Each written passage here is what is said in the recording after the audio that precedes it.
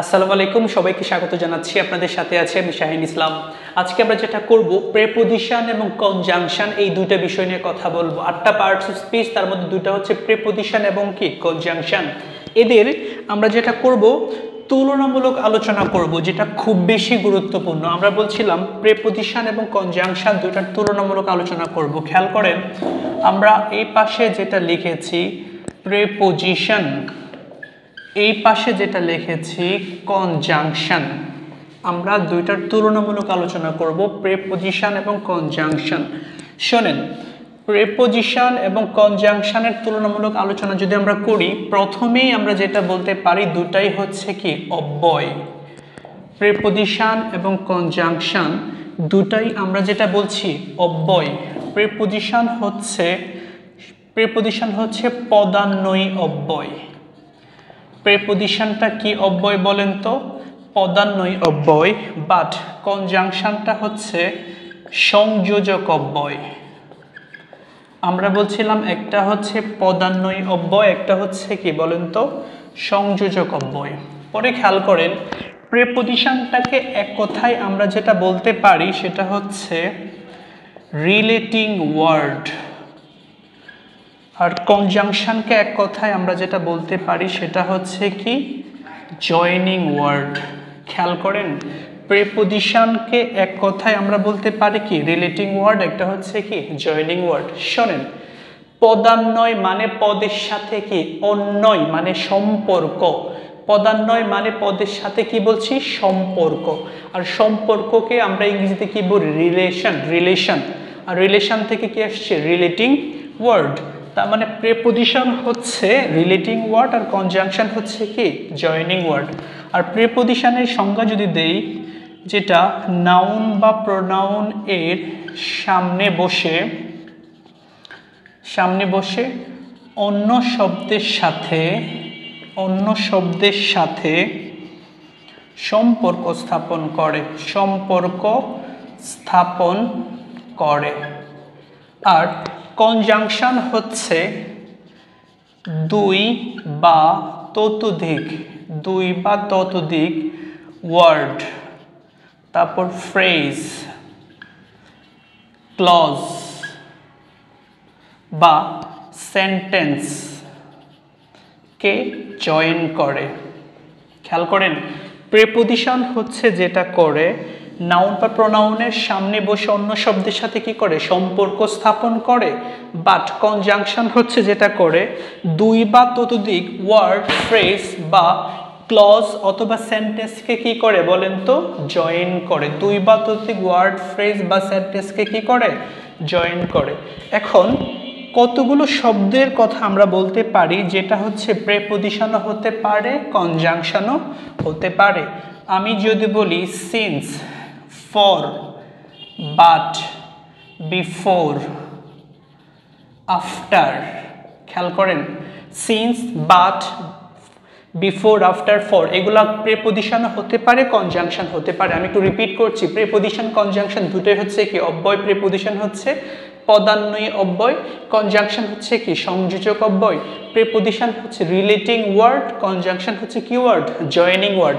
Preposition যেটা করে noun বা প্রোনাউনের সামনে বসে, নাউন বা প্রোনাউনের কোথায় বসে বলেন তো সামনে বসে কি করে বলেন তো সম্পর্ক স্থাপন করে। প্রেপোজিশনটা হচ্ছে নাউন প্রোনাউনের সামনে বসে, এটা হলেই বুঝতে পারবেন প্রেপোজিশন বসে কোথায় নাউন প্রোনাউনের সামনে সম্পর্ক স্থাপন করে। আর কনজাংশন কি করে দুই বা ততোধিক ওয়ার্ড, ফ্রেজ বা ক্লজ বা সেন্টেন্সকে কি করে জয়েন করে।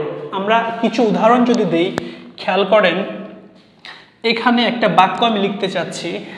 যদি বলি প্রথম সিন্স, যদি বলি it is drizzling since morning. It is drizzling, তারপরে কি বললাম বলেন তো সিন্স মর্নিং, তাই তো? It is drizzling since morning. এখানে সিন্সটা কি, প্রেপোজিশন। কিন্তু যদি বলি আই কুড নট গো দেয়ার, তারপরে বললাম সিন্স আই ওয়াজ ইল, এখানে সিন্সটা কি বলেন তো কনজাংশন। খেয়াল করেন, আমি আরেকটা বাক্য লিখতে চাচ্ছি, তাহলে খুব বেশি ক্লিয়ার হবে। খেয়াল করেন,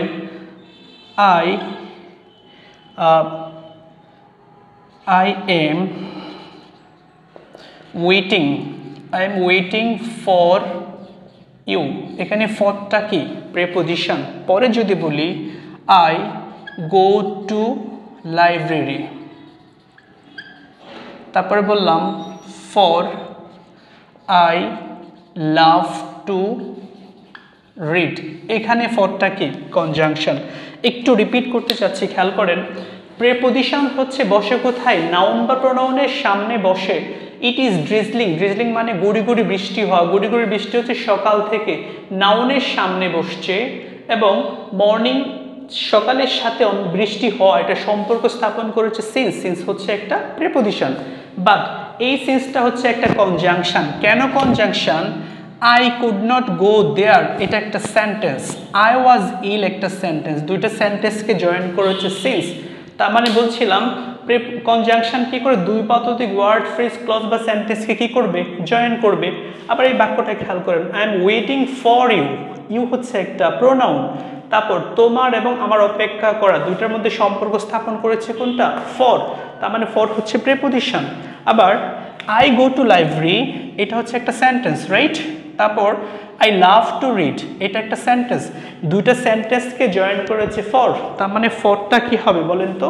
ফর যেটা হবে একটা কনজাংশন। এবং সর্বশেষ আরেকটা উদাহরণ দিতে চাচ্ছি, তাহলে খুব বেশি ক্লিয়ার হবে।